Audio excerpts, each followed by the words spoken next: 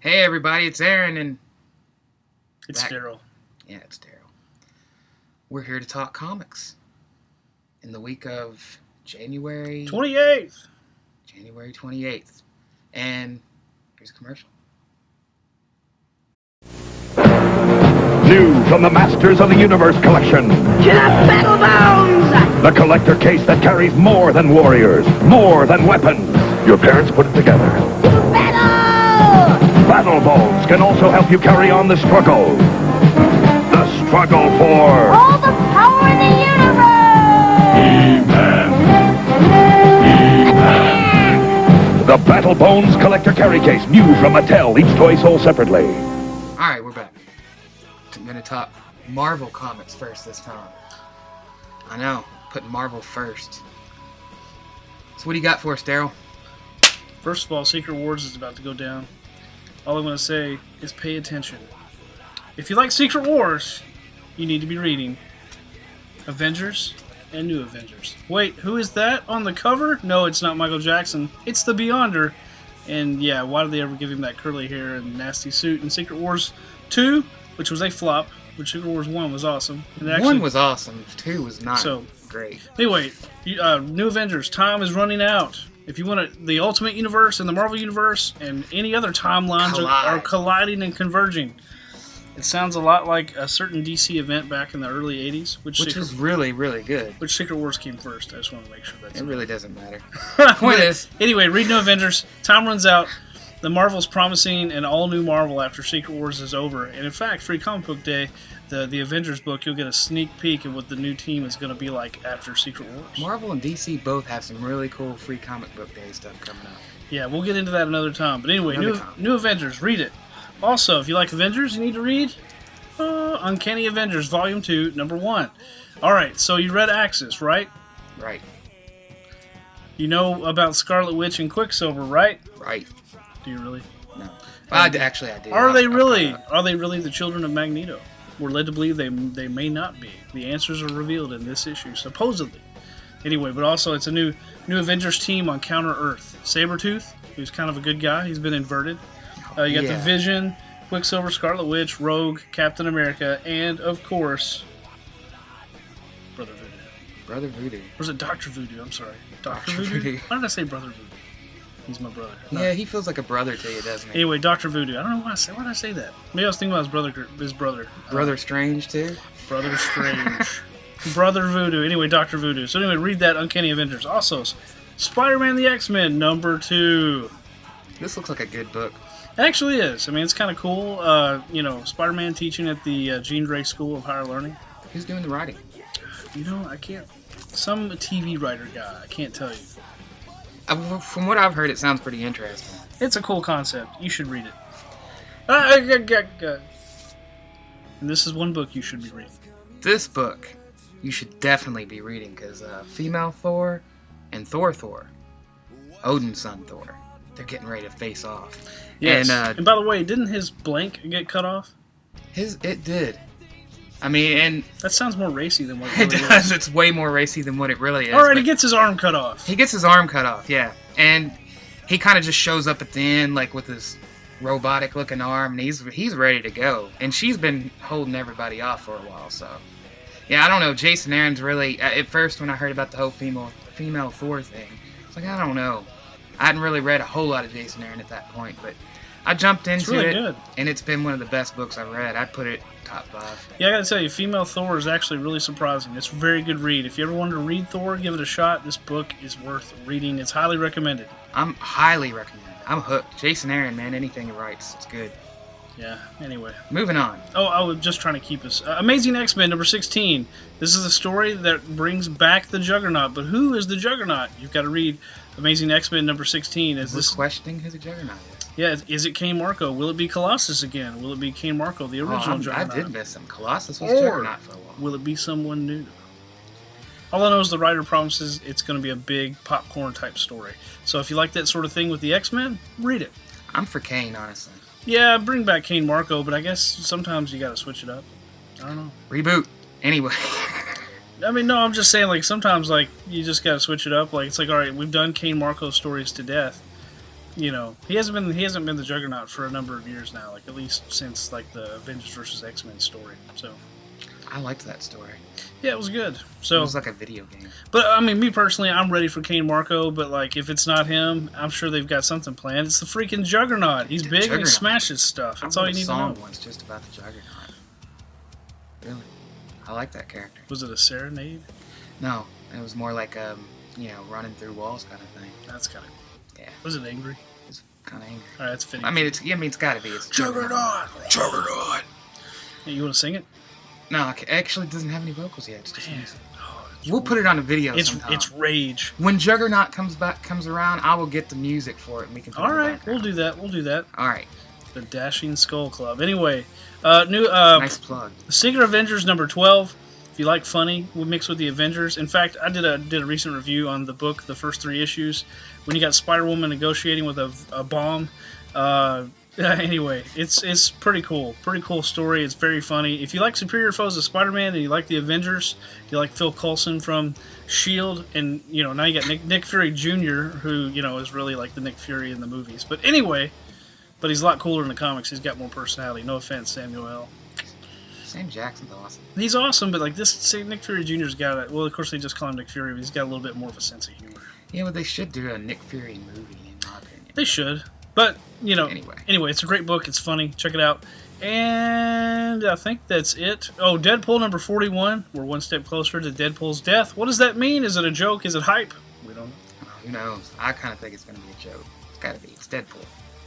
That's it for Marvel. That's it for Marvel. Jumping over to DC. And it's me. And I'm going to have to start off with everybody's favorite because, DC just I was going to talk makes DC. their buck. You were going to talk? No, You wanna start? No, I'm kidding. Actually, Batman Endgame's good. Go ahead. Endgame. I mean, you've been reading right. It's good. This is a crazy good story. The Joker, everybody loves the Joker. That's like the best villain ever. Well, not the best, but he's like in the top 5, right? Oh, he's top 5 easy. Easy.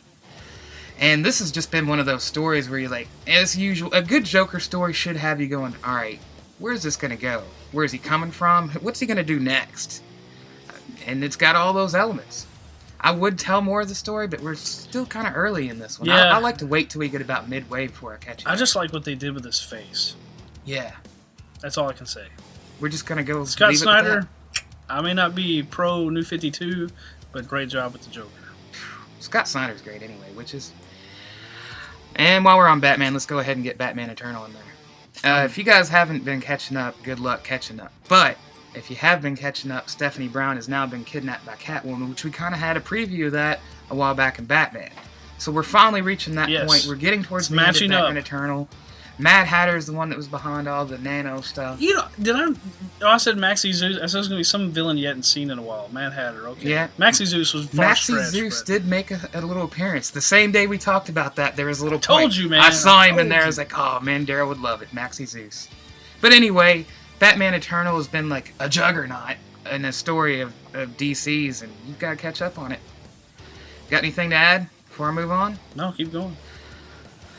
While we're in Gotham City, we should go ahead and mention this comic, because if you read the preview, this is supposed to be like, the most violent comic they've had? It's either that or number 5. All I know is it's building up the most violent DC comic yet. Everybody's favorite, Harley Quinn. They're in Gotham. They're in Gotham, and they're going to duke it out. If you were reading Suicide Squad, Deathstroke turned on the Suicide Squad and left them to the Russians. Harley did not take that well. She doesn't take many things well. She's not quite... How's Deadshot feel about it? Well, Deadshot's not really in the best shape right now. He hasn't been on the... He's on the team, but he hasn't been on the team because he got injured during the whole Forever Evil stuff. Oh, yeah. So, and he's got his mustache back suddenly. It was like this series took up... It was like, whoa, he grew his mustache back. It's time. Floyd Lawton, back with the stash. Yeah, it's like synonymous with Deadshot, that stash. He is a little stuck in the 80s, though. Like, when I saw it again, it's like, it's not quite the 80s anymore. But whatever. Floyd Lawton can get away with it.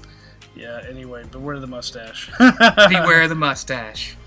And one of my personal favorites, Daryl hates it, but don't listen to Daryl. I don't hate If you it. like It's the written by Dan classic, Didio. It's whatever. doesn't matter. If you like the classic style, the Kirby style, the old school style, this is a great book. Although this is like we got 2 issues left, so Yeah, it's you'd be ending jumping soon. off in the end. But this is classic Kirby stuff. Basically, Jump the end off and jump on in June with whatever books they're going to throw out. Big Bear at the end of the last issue was like, we got to take out Highfather. And that was pretty crazy. That was just the last page was like mind-blowing. Like, Big Bear and the Forever People are going to come after Highfather. Who would have thought? That's pretty interesting. It is pretty interesting. Still not buying it. Yeah, whatever. It's like Moon Knight. You should be reading it, but you won't. Pick up Moon Knight and the Forever People. Just because. We said so. Don't listen to us if we say, nah, I don't like that. It doesn't matter what we like. You should like what you like. Read what you want to read. Anyway. We're here to help. Anything to add in DC? I know you like something DC. There's Aquaman 38. There's Flash 38. He-Man Eternity War number 2. Maelstrom's been a really good story, too. Multiversity Guidebook number 1. That's probably my favorite thing coming out this week. I don't know if you guys have seen the cover, but... Yeah, it's going to be a guidebook to all things multiverse. But yeah, I'm just throwing out a couple titles. The guidebook is interesting because, basically Grant Morrison is showing how all the continuity from 1938 to now is all still working together, as well as all 52 universes, Olympus, Heaven, Hell, the Fourth World, all of it. Which they're probably going to revamp in about 5 to 10 years. That would be the disappointing thing if Convergence actually did another Crisis thing. I'm hoping we keep our 52 universes. Yeah, the new 52 is going to still stick. Dan Didio said it, which sadly, DC readers, you have to bear the witness to such tragedy. I'm fine with it. But, I would say Multiversity is a good series. But yeah, my thing is, are they just going to, hopefully not. Undo this in 5 to 10 years. Hopefully DC's not. Done that like every decade or so. Yeah, they haven't made all great moves. Neither company have. Yeah, I'm not knocking DC. I'm just saying, if they're really backing Grant Morrison, then they'll stick with it. Yeah, why would Grant Morrison do all this and then it'd be like, I know you went to this intricate, intelligent way of making it all work together, but we're going to throw that out.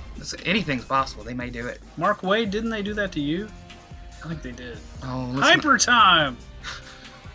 Anyway, it's the same thing, almost. I was just watching the Grant Morrison documentary last night. Mark Waid was talking about how Grant Morrison could draw out the whole timeline of DC on a napkin. It's pretty cool. It's pretty cool. I like Mark Waid and Grant Morrison. But anyway, we're moving on. Sinestro 9, Harley Quinn 14, that's DC. He-Man Eternity War number 2. I highly recommend Aquaman too because his mother's come back. Yes, that's interesting. It is very Who is the real ruler of Atlantis? His mom, apparently. Figure it out. The Flash cover, and we have some. I don't know if we have any. We have variant covers. You should get the Flash variant covers. 75 years of the Flash, one of the coolest DC characters. Wait, isn't that Jay Garrick?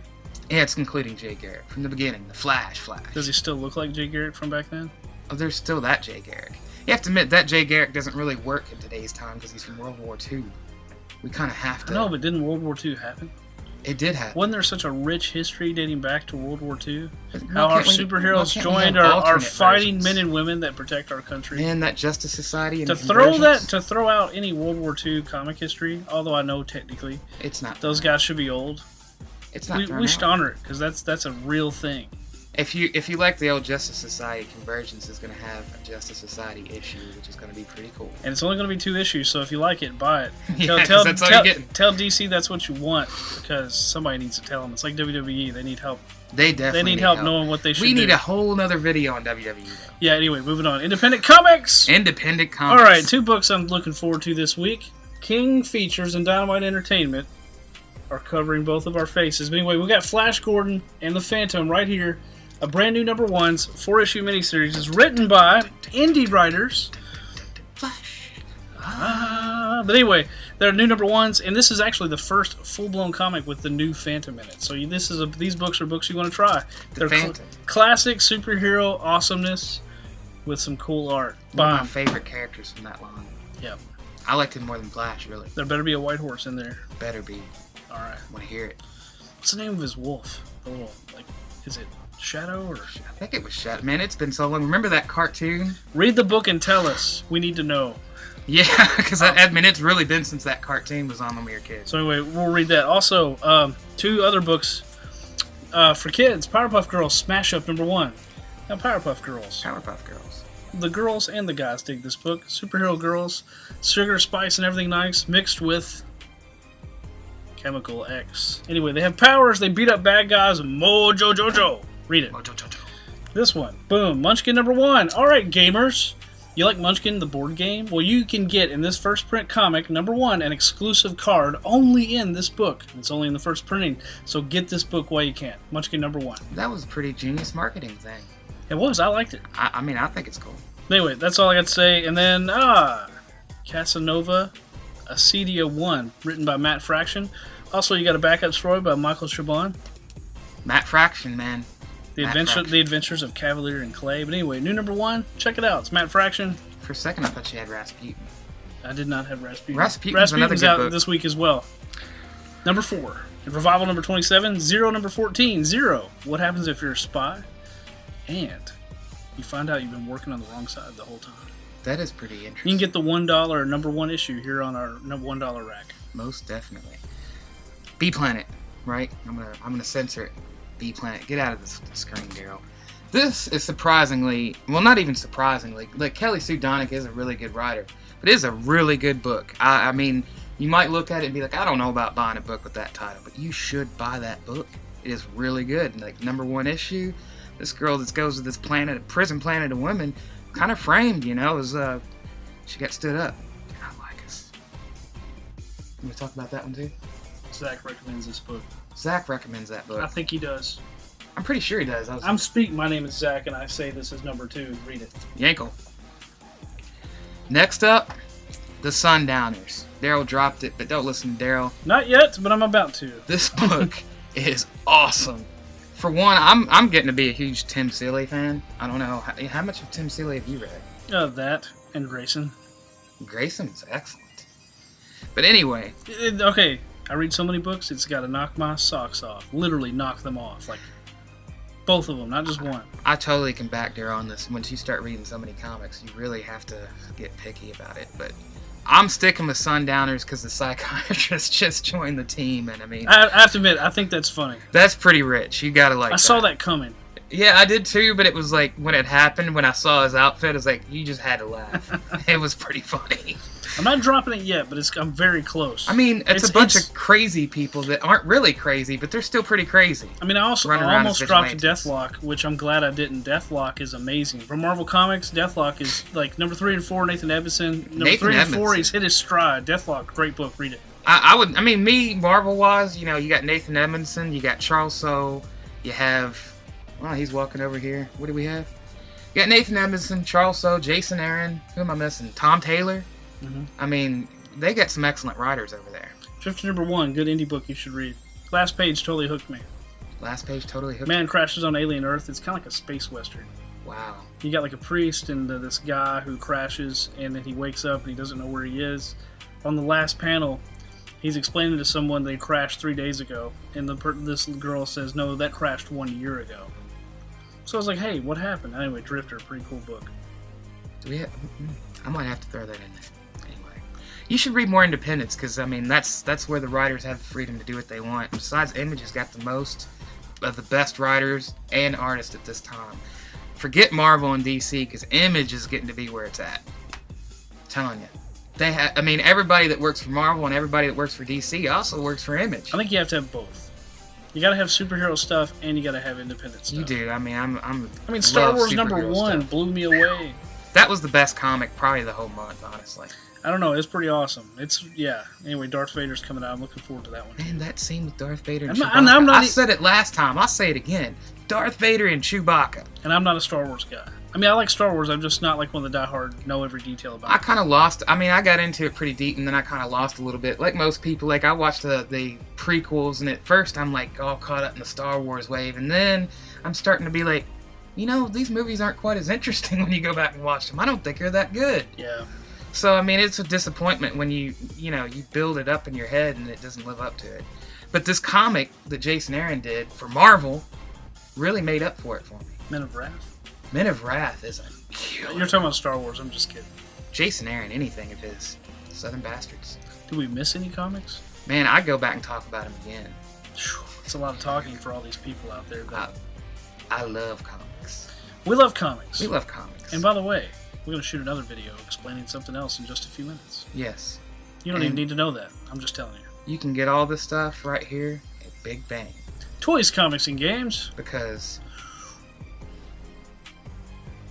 we got 'em.